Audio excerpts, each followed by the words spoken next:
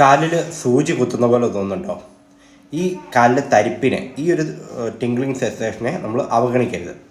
കാലിൽ ഇടയ്ക്കിടെ തരിപ്പ് തോന്നുക, സൂചി കുത്തുന്ന പോലെ വരിക, അല്ലെങ്കിൽ കറണ്ട് അടിക്കുന്നത് പോലെ തോന്നുക, ഇങ്ങനെയൊക്കെ വരുന്നതിന് പിന്നിൽ പല പല കാരണങ്ങളുണ്ടാകാം.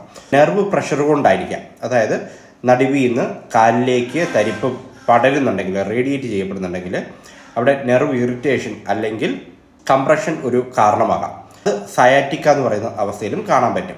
രണ്ട്, ലോങ് സിറ്റിംഗ്. ഒരേ പൊസിഷനിൽ ഏറെ നേരം നമ്മൾ ഇരിക്കുമ്പോൾ ഒരു നെർവിന് ടെമ്പററി ആയിട്ടുള്ള പ്രഷർ ഉണ്ടാവും.